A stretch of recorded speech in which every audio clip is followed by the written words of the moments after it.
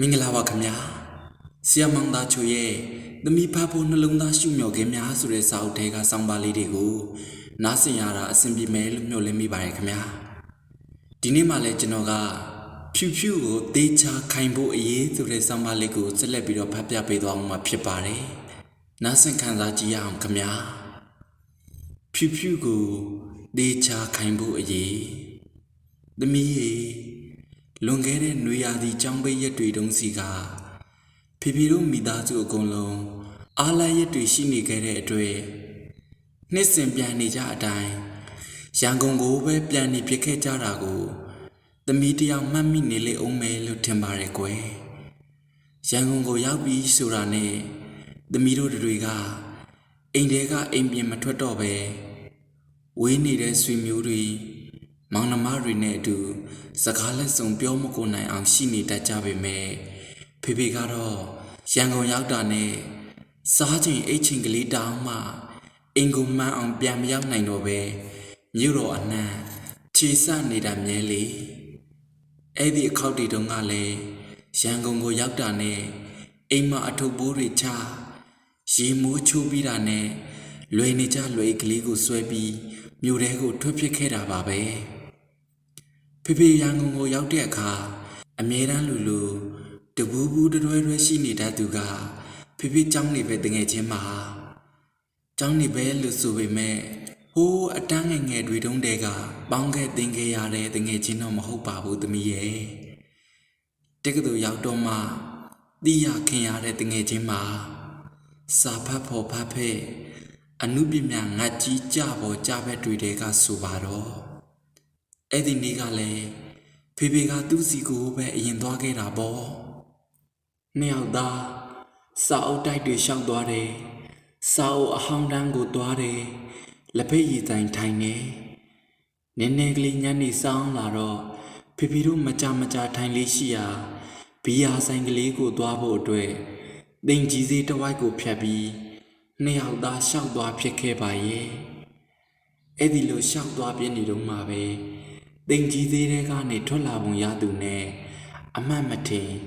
ပြန်စုံတွေးပြခဲ့ကြတာပါဟဲဆရာကြီးတော်ကြည့်ပါဦးဝါချက်ကတော့ဆိုတဲ့အတန်နဲ့အတူသူ့မျက်နှာမြုံမြင့်ကလေးကိုညနေချင်းဆိုင်လိုက်ရကြတဲ့ကဒီချာတိတ်မလေးဟာအများသူလေးတယောက်ဆိုတာကိုဖေဖေကအကဲပန်းလိုက်မိပါတယ်ဒါပေမဲ့သမီးရဲ့အညာကောလိပ်ကလေးတစ်ခုကနေဖေဖေပြောင်းခဲ့တာနည်းနည်းချီပြီးကြာခဲ့ပြီဆိုတော့သူ့နာမည်ကိုရုတ်တရက်အစားဖော်လို့မရနိုင်ခဲ့ဘူးပကံညောင်ဦးကလားမလိုင်ကလားဝမ်းလွန်းကလားကြောက်ပတောင်းကလားဖေဖေမှတ်ညာကြီးမှုမြင်ပေါ်မှာတော်ဝါဖြစ်နေမိခဲ့တာအမှန်ပါပဲဒါပေမဲ့ဆရာကြီးတို့ဝါချစ်တို့ဆိုတဲ့စကားတွေကတော့သူဟာအညာသူမလေးတရားဆိုတာကိုကွန်းကနေရှင်းကနေပြောနေခဲ့ပါတယ်လေဖေဖေလေးအညာမှာနေခဲ့တုန်းကသူစီကိုစီတင်းရင်တနီးသွားလာဝန်ထွက်နေခဲ့ဘူးတဲ့ဒီအညာသူမကလေးရဲ့နာမည်ကိုဘာကြောင့်ညာရုတ်တရက်မေးနေခဲ့ရပါလဲဆိုတဲ့အတွေ့နဲ့ဖေဖေကိုဖေဖေမချင်မနာဖြစ်လိုက်တာညနေခင်းနေရောင်ကြီးနဲ့ပူနွေးနေစေကားရီတော်ဖြတ်မောင်းသွားနေစေဈေးသည်တွေဈေးဝယ်တွေစကြစ်ပြန်နဲ့တကြက်သွားနေတဲ့ခြေချင်းလိမ့်နေသေးတဲ့တင်ကြီးစေးနာကလမ်းဘေးပလက်ဖောင်းတစ်ခုပေါ်မှာသူ့နာမည်ဘသူပါလဲဆိုတဲ့အဖေအားကျနေတဲ့ပု္ပ္ပာတစ်ပုဒ်ကိုဖေဖေအလင်းအမြန်တွတ်နေမိရင်ကဟဲ့ကောင်မစုပ်ညီပေတုံးကရန်ကုန်ရောက်နေတာလေခွေးမဘာညာနဲ့ဟမ်းမပြစ်အောင်နှောလိုက်ရောလိုက်ရင်သူနဲ့ပတ်သက်ရာတဲလွန်စားတစ်ခုကိုဘယ်လိုများရနိုင်လိမ့်မလဲလို့လမ်းစားရှာလိုက်ရတာသမီးရန်ကုန်ရောက်တာတပတ်လောက်ရှိပြီဆရာကြီးရဲ့ဟဲ့ဒါနဲ့ဆရာကြီးပကံညာဥသွားသေးတာဆိုအေးလေကြံခဲ့တဲ့ဆောင်းလုံးကဒါနဲ့ဆရာကြီးကကြောက်ပတောင်းတောင်မဝင်ဘူးတော့ဝမ်းသာလိုက်တာဖေဖေရင်ထဲလေဘယ်လိုဝမ်းသာခြင်းမျိုးလဲလို့ပြောမပြတတ်အောင်ကိုဝမ်းသာလိုက်တာသူစကားထဲမှာ တစုံတစ်သားပါလဲကြောက်ပတောင်းဆိုတဲ့နာမည်လေးဟာသူ့နာမည်ကိုအစားပေါ်ဖို့အတွက်ကြောက်ပတောင်းနဲ့ပတ်သက်လို့မှတ်မိရာတွေကိုရှောက်ပြောနေရင်သူ့နာမည်နောက်ကိုဆက်ပြီးလိုက်နေမိခဲ့ပါရဲ့ဟဲ့နေစားမအိုးနီနီဆိုးရောမနီနီဆိုးကအိမ်အောင်ကျသွားပြီဆရာကြီးရဲ့အော်ဒါနဲ့နေပါဦးခင်မနီအေးဟုတ်တယ်ခင်မနီအေးသူရောမခင်မနီအေးလေအိမ်အောင်ကျသွားပြီဟဲ့ညီတို့ဟာတွေကနောက်ဟိုတယောက်ဝါဝါခင်ရောဝါဝါခင်လဲအိမ်အောင်ကျသွားပြီဆရာကြီးရဲ့ဝါဝါခင်တင်မကဘူးတင်အေးပါကျသွားပြီအောင်မလေးကြောက်ပတောင်းသူတွေဘလို့ဖြစ်ကြရပြန်မှာတော့ဟိုကောင်မလေးရောဟာရှင်မင်းထွေးရှိတယ်ကျောင်းဆရာမလုပ်နေတယ်သူ့ကိုဗေဒာကြီးကတောင်ဆရာကြီးအကြောင်းမင်းနေသေးသမီးရဲ့ကားတန်လူတန်တွေနဲ့ပို့ညာနေတဲ့မြို့တော်ရဲ့လမ်းတနေရာမှာကြောက်ပတောင်းအရင်ငွေကိုရအောင်ပြန်ဖမ်းရင်ကဖေနဲ့တအားရင်းနှီးတဲ့ဒီကျောင်းသူလေးရဲ့နာမည်ဟာဘယ်သူများဖြစ်နေမလဲလို့တစ်ဖက်ကစဉ်းစားရင်တစ်ဖက်ကလည်းသူ့ကိုဖေသိပါကြောင်းသူ့နာမည်ကိုဖေမမေ့သေးပါကြောင်းသူယုံကြည်အောင်ကြိုးစားနေလိုက်ရတာဒီအချိန်မှာဖေစိုးရင်ရာဆုံးကဆရာငါ့ကိုကောင်းကောင်းမသိပါဘူးဆိုတဲ့အတွေ့သူ့စီမှာဝန်သွားမှာကိုပါပဲဒါနဲ့ရန်ကုန်မှာနောက်ထပ်4-50ရဲ့သူရှိနေတုန်းကလူနဲ့ဆက်သွယ်နိုင်မဲ့လိပ်စာနဲ့တယ်လီဖုန်းနံပါတ်ကိုမေးပြီးလမ်းခွဲခဲ့ကြပြီးနောက်ဖေမှာကျွေးဘူးတစ်ခုကလာတယ်လို့ပါပဲလမ်းမှာသူ့နာမည်ဘယ်သူလဲဘီယာဆိုင်မှာလဲသူ့နာမည်ဘယ်သူလဲအိမ်အပြန်လမ်းမှာလဲသူ့နာမည်ဘယ်သူလဲနဲ့ဟုတ်တယ်လူတယောက်ရဲ့နာမည်ကိုမိနေခြင်းဟာလဲလူအဖွဲ့အစည်းမှာအောင်မြင်တဲ့လူတယောက်အဖို့မလူလားအပ်တဲ့အားနည်းခြင်းလို့ဖေကတော့ယူဆတယ်ဒါကြောင့်လေအညာကောလေးကျောင်းလေးတစ်ခုမှာတော့ငါတပည့်ဖြစ်ပူတဲ့သူ့ရဲ့နာမည်ကိုမရရအောင်ပြန်ဖော်ပြီးသူရန်ကုန်မှမပြန်ခင်မှာအပိုင်ခေါ်ချလိုက်ဦးမယ်လို့ဖေဆုံးဖြတ်ခဲ့ပါတယ်သမီးရဲ့အဲ့ဒီနေ့ကဖေအိမ်ကိုပြန်ရောက်ပြီးဖေနဲ့တွေ့ခဲ့တဲ့အညာကကျောင်းသူမလေးရဲ့ပုံမှန်တံသူ့ရဲ့ပြောဟန်ဆိုဟန်သူနဲ့ပတ်သက်တဲ့အဝန်းဝိုင်းကနာမည်တွေကိုသမီးမေကိုပြောပြပြီးသူ့နာမည်ကိုဝိုင်းစဉ်းစားပေးဖို့ပြောတော့သမီးမေကလည်းအကြရိုက်သွားပုံပါပဲမေတရားတော်တော်ကလေးကြာအောင်တိတ်ဆိတ်သွားခဲ့တာပါပြီးတော့မှဖေကိုအပြစ်လာတင်ခဲ့ပါရဲ့ကိုရဲ့အားနာဖို့ကောင်းလိုက်တာအဲ့ဒါကိုခမောင်းချို့ခဲ့မှလေပေါ့စီစက်နဲ့လေဟိုတခါစီတွေတောင်လက်ဆောင်ယူလာသေးတယ်နေပါဦးသူ့နာမည်ကပစာဖျားလေးကျင်မှာသမီးမေတရားဖေနဲ့အတူအသက်ရှူကြနေခဲ့ပြန်တယ်လေနာမည်ကနှလုံးစင်ပါသူကခင်မာမွေးတို့ခင်မာထွေးတို့အတွေ့နေပါဦးဖြူပါပါတယ်ဖြူကိုင်းဟုတ်တယ်ဖြူကိုင်းဖေလေသမီးမေကဖြူလို့ဆိုကမြေကိုစမ်းတော့မှပဲခိုင်းဆိုပြီးရဲဝံခရမ်းပြိုးပစ်လိုက်မိတယ်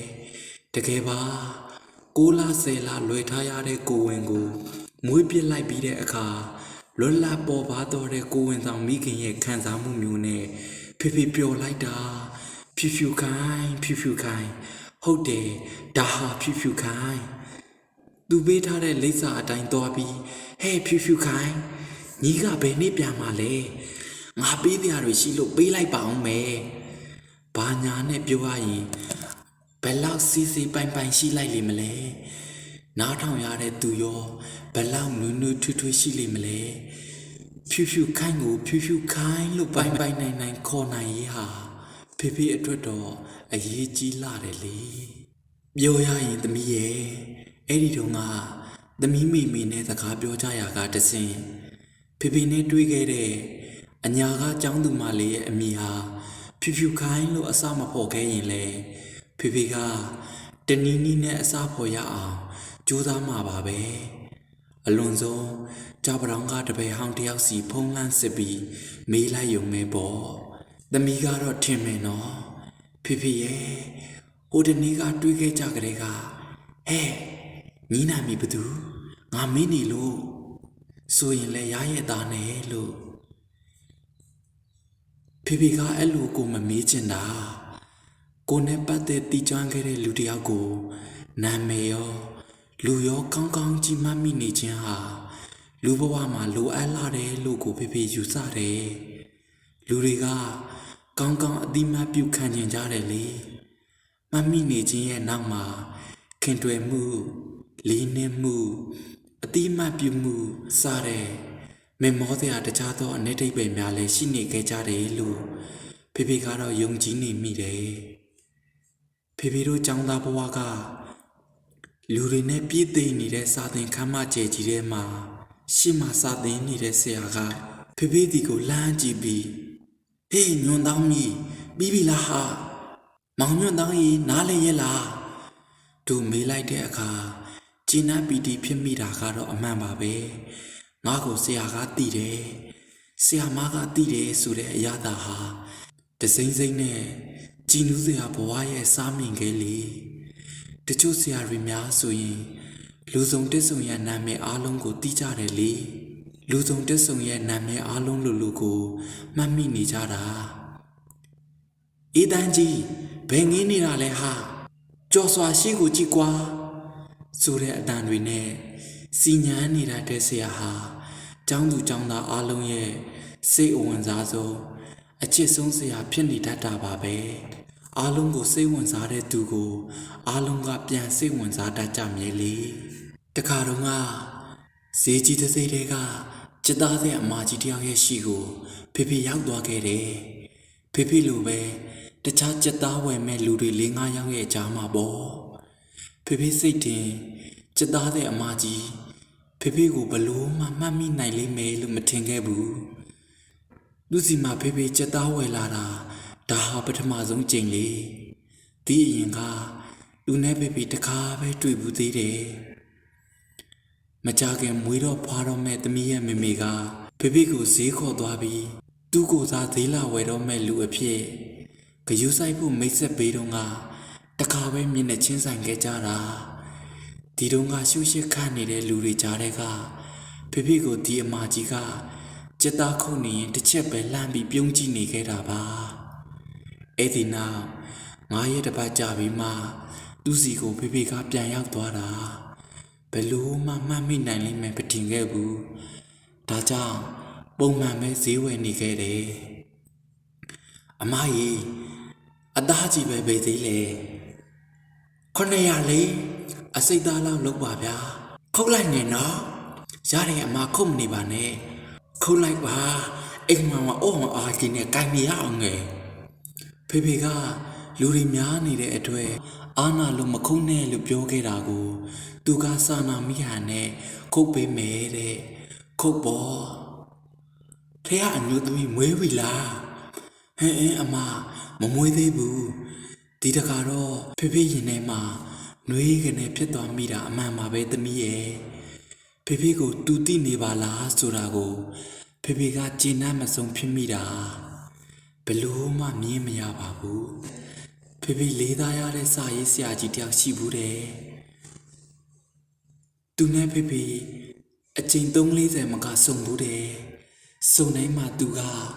မမမီလို့ဖေဖေကကြီးပဲတွားနှုတ်ဆက်ရတယ်နှုတ်ဆက်တိုင်းမှာလဲသူကနေပါဦးမောင်ရင်နာမည်ဘသူဆိုပြီးအမြဲတမ်းမိတ်နေတော့တာပါပဲ